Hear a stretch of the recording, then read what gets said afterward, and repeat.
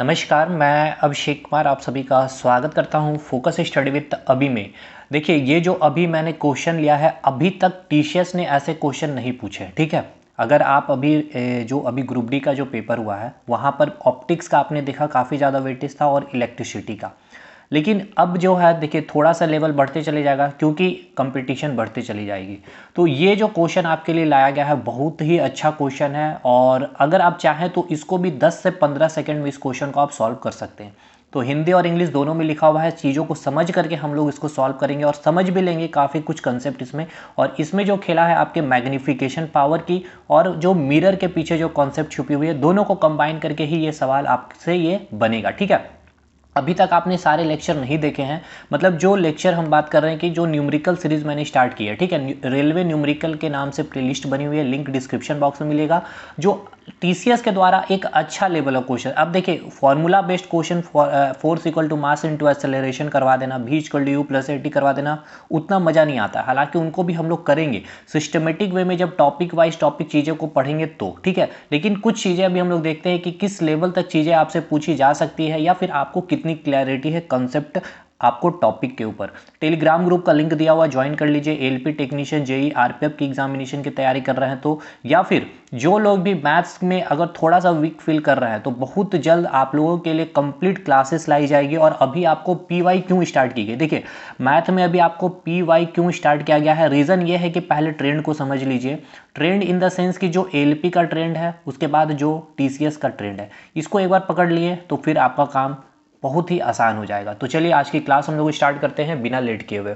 और भाई सपोर्ट कीजिएगा, काफ़ी मेहनत लगती है चीज़ों को समझाने में, चीज़ों को एक जगह कलेक्ट करके और कम टाइम पे बहुत ही ईजी ढंग से आपको चीज़ों को समझा सकूँ। तो चलिए क्वेश्चन क्या बोल रहा है, देखिए क्वेश्चन में क्या कहा गया है कि एक दर्पण दी गई है, हिंदी में पढ़ते हैं फिर इंग्लिश में पढ़ेंगे। एक दर्पण है, ठीक है, आपको बताना है उस दर्पण का नाम जिसकी आवर्धन क्षमता कितनी है, -1 है। यानी कि कोई एक दर्पण है जिसकी आवर्धन क्षमता -1 है, तो आपसे पूछा जा रहा है कि ये दर्पण कौन सी हो सकती है, संभव है। इंग्लिश में बात करें तो magnification power of mirror is -1, hence mirror is, यानी कि आपको मैग्निफिकेशन पावर दे दी गई है और आपसे पूछा जा रहा है कि वो मिरर कौन सा होगा, कॉनकेव होगा, कॉन्वेक्स होगा, या फिर दोनों होगा, या फिर इनमें से कोई नहीं। ठीक है, बहुत अच्छा सवाल है। चलिए इसको सॉल्व करते हैं। सबसे पहले तो हमें ये पता होना चाहिए सर कि मैग्निफिकेशन ये होता क्या है। देखिए मैग्निफिकेशन या फिर आप आवर्धन क्षमता जिसको बोलते हैं, इसका मतलब यह है कि कोई भी चीज़ को मैग्नीफाई कर देना। जैसे कि आपको जब ये दिख रहा है, देखिए ये जो गोल आकार का जो भी स्ट्रक्चर आपको दिख रहा है, जब आप कोई लेंस को यूज़ करते हैं इस तरह से, जब आप लेंस रखेंगे वो ट्रांसपेरेंट लेंस होगा, तो आप जब इस लेंस से देखोगे तो वो गोल वाला जो शेप आपको दिख रहा है ना, उसकी आकार को ये क्या करेगा, मैग्नीफाई कर देगा, मतलब बड़ा कर देगा। ठीक है, तो वही होता है आपका मैग्निफिकेशन पावर। ठीक, मैग्नीफाई का मीनिंग आपने समझ लिया। अब देखिए मैग्नीफिकेशन का क्या फॉर्मूला होता है, क्या कंसेप्ट होता है, उसको समझते हैं। मैग्नीफिकेशन को हम लोग एम से डिनोट करते हैं। ठीक है, एम इक्वल्स टू होता है, देखिए दो चीज़ होता है, एक तो लेंस के लिए और एक मिरर के लिए। ठीक है, तो अभी आपसे क्वेश्चन क्या पूछा गया है, दर्पण, यानी कि आपसे पूछा गया है मिरर के बारे में। तो मिरर का फॉर्मूला क्या होता है समझिएगा, एम इक्वल्स टू -v/u।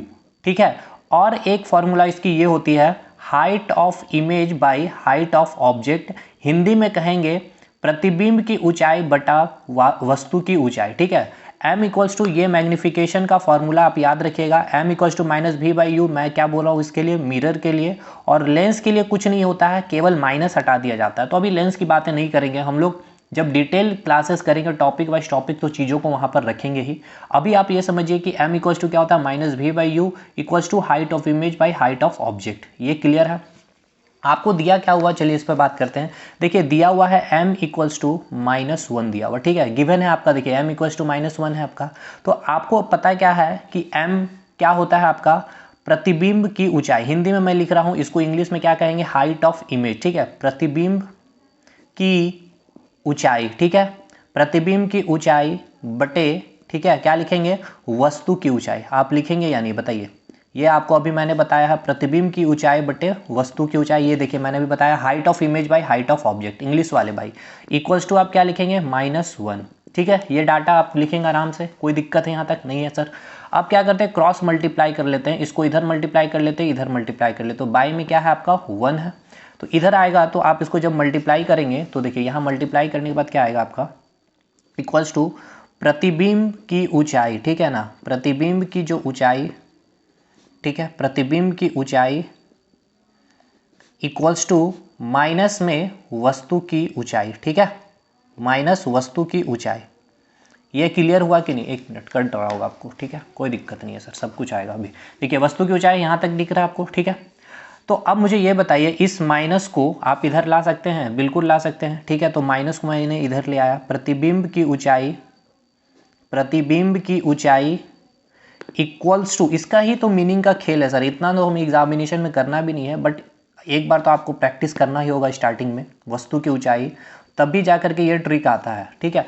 देखिए इसका मीनिंग समझिए, ये क्या बोल रहा है, प्रतिबिंब की ऊंचाई माइनस में इक्वल्स टू वस्तु की ऊंचाई।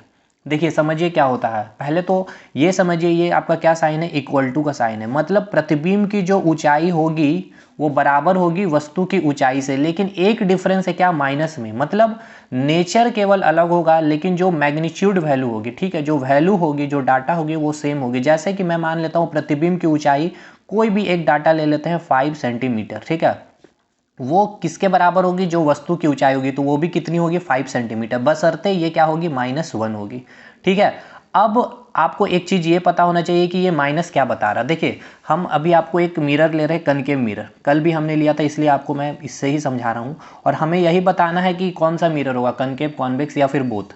तो मुझे ये बताइए कि जब भी आपका ये आपको ऑब्जेक्ट किधर रखते हैं, लेफ्ट साइड में, यहाँ ऑब्जेक्ट को आप क्या रखेंगे, लेफ्ट साइड में रखेंगे। चलिए यहाँ पर कोई एक व्यक्ति खड़ा है, ठीक है, अगर इस व्यक्ति को यहाँ पे हम खड़ा करते हैं और ये जब मिरर में अपने फेस को देखता है तो इसकी इमेज क्या बनेगी, तो पहले हम ये डिसाइड कर लेते हैं, ये क्या है, पोल है, ये क्या है, फोकस है, ये क्या है, सेंटर है, ठीक है, और ये आपका इन्फिनिटी है, यानी कि ये इन्फिनिटी और सेंटर के बीच में खड़ा है। अगर आपने कनकेव मिरर के बारे में पढ़ा होगा, हमने अभी नहीं पढ़ाया, लेकिन फिर भी आपने पढ़ा ही होगा कि अगर इन्फिनिटी और सेंटर के बीच में कोई व्यक्ति खड़ा है तो उसकी इमेज कहाँ बनेगी, सेंटर और फोकस में बनेगी, यानी उसकी इमेज क्या बनेगी, यहाँ पर बनेगी।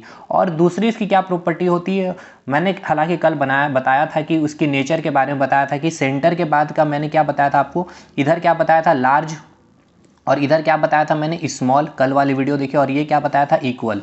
उसके बाद मैंने क्या बताया था, फोकस में यहाँ पे मैंने क्या बताया था आपको, रियल, और फिर रियल चीज़ें हमें क्या लगती है, उल्टी लगती है, यानी कि इन्वर्टेड, यानी कि वास्तविक और उल्टा। अब मुझे ये बताइए, जब इन्फिनिटी और सेंटर के बीच में ये व्यक्ति खड़ा है तो इसका इमेज कहाँ बनेगा, सेंटर और फोकस, ये आपको पता होना चाहिए, मैंने नहीं बताया, मैंने समझ गया सर सेंटर और फोकस में बनेगा। अब ये बताइए, सेंटर और फोकस में तो बनेगा, लेकिन उसकी साइज कैसे होगी, तो आप बताइएगा, ये कहाँ, इन्फिनिटी और सेंटर के बीच में, यानी ये क्या बनेगा, कैसा बनेगा, स्मॉल बनेगा, यानी ठीक है, यानी कि जो भी इमेज बनेगी इससे छोटी बनेगी, ठीक है सर। उसके बाद इसकी नेचर कैसी होगी, तो रियल बनेगी, यानी कि वास्तविक बनेगी और उल्टी बनेगी, यानी कि इसका इमेज यहाँ बनेगा, इस तरह से आप इसका इमेज बनाएंगे, ठीक है, छोटी सी इमेज बनेगी। इसकी जो हाइट होगी, मान लेते हैं 5 सेंटीमीटर है, तो इसकी हाइट 4 सेंटीमीटर, क्योंकि ये स्मॉल बनेगी, और कैसा बनेगा, उल्टा बनेगा, और ये वास्तविक बनेगा, ठीक। अब देखिए इसी को क्या किया गया है ना, इसी को बताया गया है माइनस से, यहाँ 5 सेंटीमीटर है तो यहाँ पे जो इसकी हाइट होगी -4 सेंटीमीटर लेंगे या -7 सेंटीमीटर, क्यों, क्योंकि प्रिंसिपल एक्सिस के अगर ऊपर ही इमेज बनता तब तो पॉजिटिव लेते हैं, लेकिन प्रिंसिपल एक्सिस के नीचे इमेज बन रहा है तो हम क्या लेंगे, माइनस लेंगे। समझ में आया, इस माइनस का मतलब क्या है, यानी जो इमेज बन रही है वो, देखिए दो चीज़ होता है, एक तो होता है, यहाँ मैं बना दूँ छोटा सा भी, एक आप लेते हैं -v -u, ठीक है, और एक होता है आपका हाइट, ठीक है, माइनस में लेना, इमेज का हाइट आप माइनस में ले रहे हैं, और हाइट ऑफ ऑब्जेक्ट तो हमेशा पॉजिटिव ही होगा, क्योंकि प्रिंसिपल एक्सिस के हम लोग ऊपर ही रखते हैं कोई भी ऑब्जेक्ट को।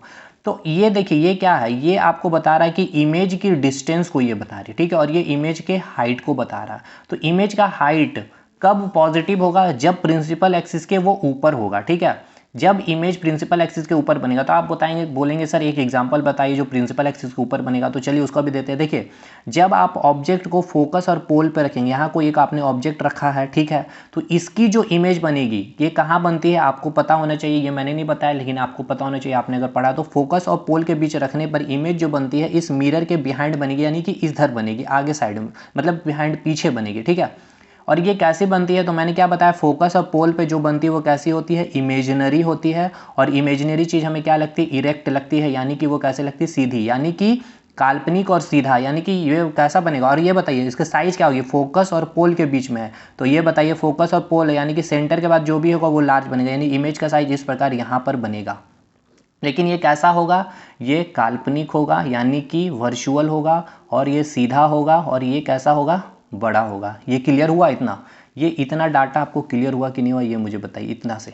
तो देखिए आपको ये समझ में आ गया कैसे इमेज प्रिंसिपल एक्सिस के देखिए ऊपर ही बना, यानी कि इसमें जो आप हाइट ऑफ इमेज लेंगे ये क्या लेंगे, पॉजिटिव लेंगे हाइट ऑफ इमेज। यहाँ पर दोनों चीज़ मैंने बताया कि पॉजिटिव कैसे होगा हाइट ऑफ इमेज और नेगेटिव कैसे होगा, ये आपको समझ में आ गया। बस ये समझाना चाह रहा था मैं कि इस माइनस का मतलब क्या है, हाइट जो आपकी आ रही है यानी कि जो ऊंचाई आ रही है प्रतिबिंब की माइनस में दिया गया है, मतलब जो इमेज बन रहा है वो प्रिंसिपल एक्सिस के नीचे बन रहा है। ठीक है, देखिए यहाँ पर ये क्लियर हो गया। अब हम इस डाटा से समझेंगे कि ये कॉनकेव है या कॉन्वेक्स है या फिर दोनों है। आपके पास क्या डाटा है, -5 सेंटीमीटर इक्वल्स टू 50 सेंटीमीटर। इसका मतलब क्या है, जो ऑब्जेक्ट की हाइट, देखिए जो ऑब्जेक्ट की ऊंचाई है, यानी यहाँ जो ऑब्जेक्ट की ऊंचाई है, ठीक है, ये ऑब्जेक्ट की ऊंचाई और ये जो इमेज की ऊंचाई है, प्रतिबिंब की जो ऊंचाई है, वो दोनों क्या है, बराबर है। मतलब जो इमेज जो बनी है ये भी 5 सेंटीमीटर की बनी है और ये भी 5 सेंटीमीटर का जो ऑब्जेक्ट था वही 5 सेंटीमीटर का उतना ही बना है आपका इमेज, लेकिन क्या है, माइनस में है। यानी माइनस क्या है, मतलब उल्टी इमेज बन रही है। तो आप ये बताइए ये कंडीशन कहाँ होगा। अब इस कंडीशन को हम आपको बताते हैं कहाँ पर होगा, चलिए इसको भी देखते हैं।